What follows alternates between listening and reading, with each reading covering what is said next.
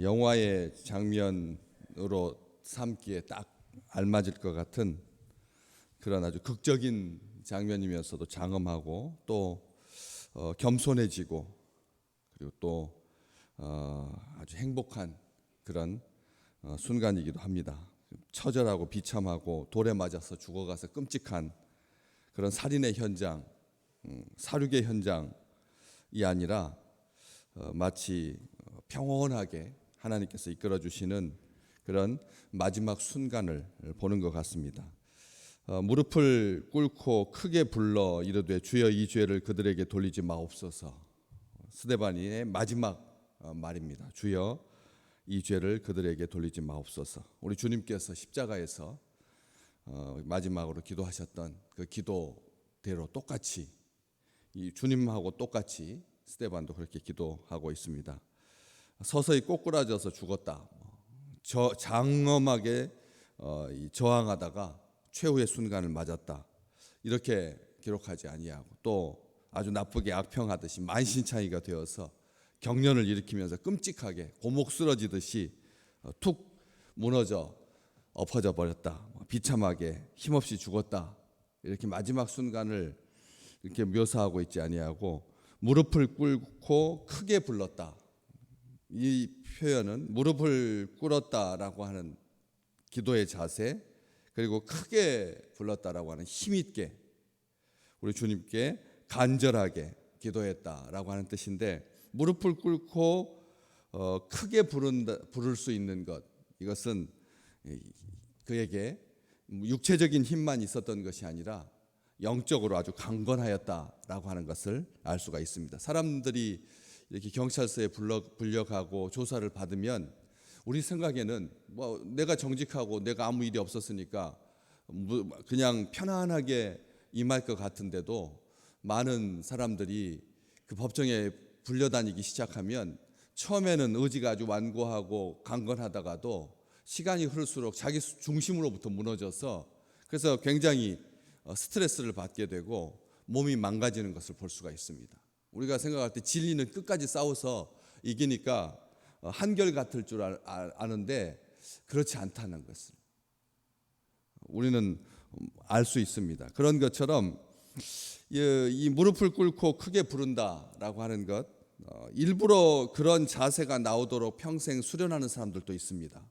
마지막 모습이 비참해지지 아니하게 꼬그러지지 아니하게 허리가 굽지 아니하도록 허리를 딱 펴고 무릎을 꿇고 그렇게 가부좌하고 정자세해서 그래서 그 자세로 이 세상을 떠나는 그래서 후배들에게 기도의 모범이 되는 수련의 모범이 되기 보여주려고 우리 동양권에서는 특별히 우리나라에서도 이런 가부좌 형태를 취하여서 수련을 하는 형태 이런 일들이 있거든요. 그래서 그대로 죽어서 그대로 이 후배들에게 보여주려고 하는 그런 모습이 있는데 또 우리도 그런 기도를 합니다. 어떤 모습으로 후손들에게 나의 이미지가 박히는 것이 좋겠나 싶어서 잠자듯 가게 해달라고 기도하듯 잠자듯 편안한 모습으로 세상 떠나게 해달라고 하는 그런 기도의 제목도 갖고 있습니다.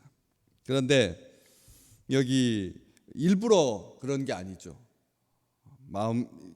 어차피 뭐 이렇게 돌에 맞아서 정신이 없다 보면 평상시 늘 가졌던 그런 자세가 나오기 마련인데 스데반은 평상시도 무릎 꿇고 간절한 마음으로 하나님께 기도하곤 했던 것이죠. 그래서 이 평상시의 몸과 마음과 영혼의 자세가 어떠냐가 우리 인생을 이렇게 규정짓는 그런 좋은 틀이 된다는 것입니다. 오늘 하루도 그렇죠. 맥없이 지낼 수 있습니다. 요즘 가장 편안하다는 말이 멍 때린다라고 하는 표현이잖아요. 그러니까 그냥 물끄러미 바라보는 초점이 없이 바라보는 이런 것이 몸에 좋을 것 같아도 그게 아니다라고 하는 것이죠. 조금 불편하고 조금 힘들더라도 간절한 마음으로 크게 부르짖어서 기도하는 것이 이 스데반의 일상적인 신앙의 행태였다는 것입니다. 그렇기 때문에 돌에 맞아서 자기 의지를 가지고 한 것이 아니라 그의 몸에 배어 있었던 하나님을 향한 간절한 간구와 동족을 향한 사랑이 여기서 나온 것이지, 없던 것 일부러 쥐어짜듯이 만들어서 순간적으로 취해진 그런 동작이 아니었다는 것이죠. 무릎을 꿇고 크게 불러서, 힘있게 불러서, 끝까지 불러서 이성 잃지 아니하고 악에게 지지 아니하고 주를 붙들고 믿음을 잃지 않았던 것입니다. 우리는 염려합니다. 혹시라도 내가 이 정신줄을 놓아가지고 뭐 치매 기운이 있어서 아들도 몰라보고 남편한테 막 욕하고 삿대질하고 침뱉지 않을까? 그런 것을 하도 너무나 많이 보니까 10명 중에 뭐 한두 명은 그런다고 하는데, 라고 하면서 돌변하지 아니할까, 실성하지 아니할까, 안타깝게 세상 떠나는 것 아닌가, 사랑하는 사람을 노려보면서 마음에 상처 주고 가는 것 아닌가, 그런 경우가 TV에서 너무 자주 이렇게 매체들을 통해서 보고가 되니까 마지막 그 해결하지 못한 숙제처럼 아버지와 엄마하고 화해하지 못한 채 세상 떠나서 나중에 그것을 두고 가슴앓이 하다가 나중에 이제 자기가 자기 스스로를 용서하지 않으면 용서가 안 되는 거죠. 이미 떠난 그 부모에게 사랑하는 그런 사람 관계 속에서 엉클어진 그 관계를 아버지가 풀어주지 못하고 어머니가 풀어주지 못하고 뭐 꿈에 나타나서 뭐 화해하고 포옹하고 안아준다, 이런 것은 상상하지도 못하고 자기가 임의로 그렇게 해결해야지만 자기가 고통스러우니까 그런 부분들을 해결하려고 하는 그런 일들이 많거든요. 그렇기 때문에 저주하듯이 무슨 말 하는지 알지도 못하고 중얼부언하면서 횡설수설하고 하지 아니하고, 아니면 원수를 갚아주소서, 제가 이렇게 억울하게 죽습니다 하나님 하면서 그렇게 하지 아니하고, 주여 이 죄를 그들에게 돌리지 마옵소서, 이렇게 기도하고 있습니다. 우리 주님 기도하고 똑같은 기도인데, 이게 무슨 뜻입니까? 주여 이 죄를 그들에게 돌리지 말아달라고 그렇게 기도하고 있는데, 우리가 어떻게 원수를 위해서 기도해야 됩니까? 어떻게 기도해야 됩니까? 이 기도는 풀면 이렇습니다. 그들에게 죄를 돌리지 말라라고 하는 말은 그들이 죄값을 치르는 불쌍한 인생이 되지 않게 해달라고, 죄값 치르는 불쌍한 인생이 되지 않게 해달라고, 죄에서 벗어나게 해달라고, 죄에서 벗어나게 해달라고. 어떤 죄길래 스데반, 그 순전한 사람의 기도를 통해서 용서를 받아야 할 만큼 그들의 죄가 얼마나 치명적이었기에, 무슨 죄였길래 단순하게 스데반 자기 자신을 죽이는 그 죄에서 건져달라고 기도하는 기도겠습니까? 자기 자신만을 위한 기도겠습니까? 자기가 억울한 죽음을 당하니까 그런 살인죄로부터, 죄 없는 사람을 죽인 죄로부터 그들을 구해달라고 하는 그런 기도겠습니까? 우리 주님께서 누가복음 23장에 한 기도 내용, 아버지 저들을 용서해 주십시오 하면서 그 뒤에 했던 그 기도의 내용을 통해서 이 죄가 무슨 죄인지 알 수가 있습니다. 다시 말하면 그들은 자기들이 하는 것을 알지 못합니다. 우리 주님께서 그렇게 기도하셨거든요. 아버지 저들의 죄를 용서해 주십시오 기도하실 때 뒤에가 자기들이 하는 것을 알지 못한다. 무엇을 알지 못한다는 겁니까? 자기들이 십자가에 죽인 저 사람이 하나님의 아들이라고 하는 것, 하나님의 은혜라는 것을, 하나님께서 사랑하고 하나님께서 용서해 주기 위해서 보낸 자라고 하는 것, 하나님의 은혜를 거절하고 하나님을 대적한 것이라는 것, 율법을 지키지 아니하고 악의 도구가 되어서 그래서 복음을 거부하고 십자가에 예수 그리스도를 죽인 죄, 그 죄를 말하는 거죠. 그 죄를 알지 못한다. 우리 주님께서 그렇게 말씀해 주셨거든요. 딱 하나입니다. 다른 거 없습니다. 하나님을 대적하고 하나님의 은혜를 망각한 죄, 그런 죄를 저지른 거죠. 그렇기 때문에 스데반은 그 죄를 그들에게 돌리지 말아달라고 하나님께, 우리 주님께 기도하고 있는 것입니다. 여기에서 그들에게 돌리지 말라, 이 돌리다라고 하는 표현이 한국어에서 무슨 뜻입니까? 돌리다라고 하는, 그 사람에게 죄를 돌린다라고 하는 말, 이 표현이 우리가 익숙한 표현이 아닙니다. 또 죄를 누구에게 돌린다라고 하는 말, 덮어 씌운다라고 하는 말은 있어도 이 돌리다라고 하는 말은 우리나라에서 돌린다라고 하는 말은 원래 있던 자리로 되돌아가는 것, 이게 돌리다라고 하는 뜻이잖아요. 아니면은 뭐 회전하는 것처럼 이렇게 돌리는 것이 이 돌리다라고 하는 뜻일 텐데, 여기에서 그들에게 돌리지 말아달라고 하는 이 돌리다라고 하는 표현은 헬라어에서 무슨 뜻이냐면 머물게 한다는 뜻입니다. 우리하고는 어감이 확연히 다른 거죠. 머물게 하다, 확정하다, 이런 뜻입니다. 되돌리다라고 하는 말이, 우리가 이게 되돌리다라고 하는 정의의 원점으로 다시 돌이키는, 처음처럼 그렇게 그런 의미가 있을 수 있는데, 여기 사용하고 있는 되돌리다라고 하는 말은 머물게 한다, 확정하다. 그럼 바꾸어 말하면 죄에 머물게 해달라고 하는 말이 아닌 거죠. 확정하게 해달라는 말이 아니라, 그렇지 않게 해달라는 기도니까. 다시 말하면 무슨 뜻이냐면 죄에 머물러 있지 않게, 죄에 머물러 있지 않도록 해주십시오. 죄가 확정되지 않게 해주십시오. 이렇게 기도했다는 겁니다. 참 이게 우리가 기도해야 할 그런 자세인 겁니다. 우리가 단순하게 원수를 용서해 주십시오.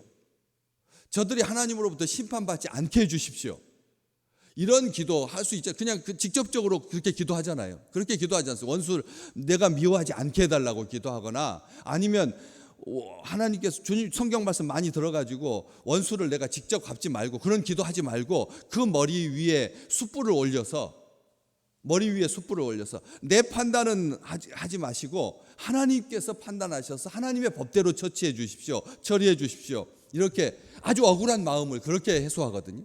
우리 기도할 때 그렇게 기도하라고 하셨으니까, 원수의 다리가 몽둥이가 부러지게 해달라고 할 수는 없고, 원수가 이성을 잃게 해달라고, 그게 우리의 본 마음인데 그렇게는 기도하지 못하잖아요.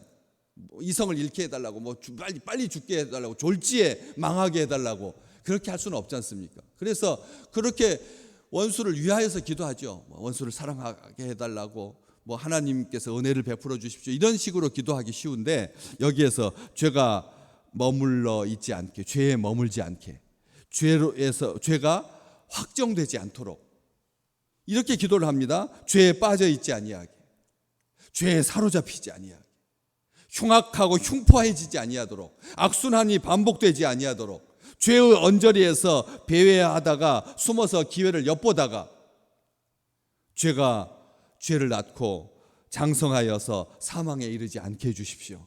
죄에 머물지 않게 해주시고 죄가 확정되지 않게 해달라고 스데반은 그렇게 기도하고 있습니다. 이게 뜻이 무슨 뜻인지 아시겠죠? 죄가 그렇게 무섭다는 겁니다. 죄를 그들에게 돌리지 말아달라고 하는 말은, 죄가 잡아 끄는, 머물게 하는 그런 유혹의 요소가 있기 때문에, 그래서 빠지지 않게, 사로잡히지 않게, 확정되지 아니하도록, 죄가 장성하여서 사망에 이르지 아니하도록 구원받게 해달라고, 회개하고 돌이켜서 죄 없이 함을 받게 해달라고 하는 간절한 기도인 것이죠. 예수 믿게 해달라고 하는, 하나님의 은혜 아래 거하게 해달라고 진심으로 간절한 마음으로 그렇게 기도하고 있는 것입니다. 우리가 평생, 저는 축복합니다. 우리 식구들이 원수 만나지 않으시기를. 원수 안 만나는 게 더 좋은 거 아니에요? 원수 안 만나야 되지 않습니까? 원수가 없어야죠. 그러나 불가피하게 감정적으로나, 그래서 나중에는 심지어 너희 가족이 원수다라고 말씀하셨으니까, 이 시대에 우리가 러시아가 원수일 수 있습니까? 아니잖아요. 러시아가 원수이죠. 북한 누가 원수입니까? 김정은이 원수겠습니까? 결국은 우리가 하루하루 생활하다 보면 맺게 되는 좋은 관계 속에서 이 원수의 감정, 미움의 감정이 싹터서 원수되는 경우가 많거든요. 뭐 며칠간이겠지만, 아니면 몇 시간이겠지만, 심지어는 배우자조차도 원수처럼 여기게 돼요. 그래서 평생 원수라고 하잖아요.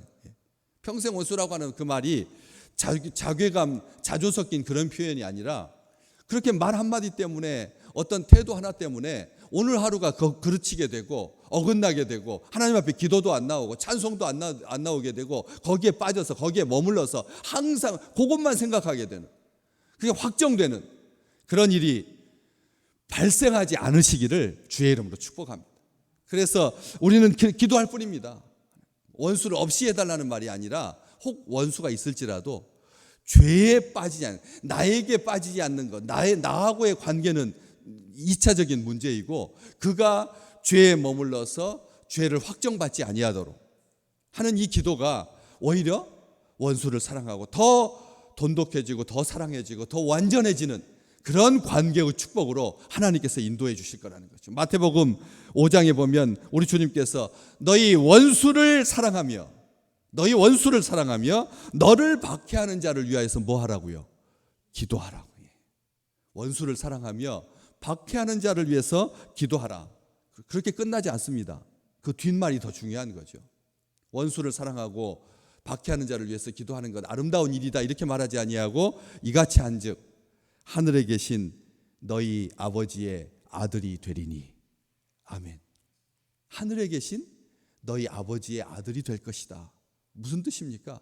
온전한 하나님과의 관계가, 충만한 하나님과의 관계가, 행복한 하나님의 관계가 원수를 넘어서, 원수 관계를 넘어서 덮어서 파도와 같은 그 기쁨이 넘치게 될 것이다. 그래서 평안하게 될 것이다.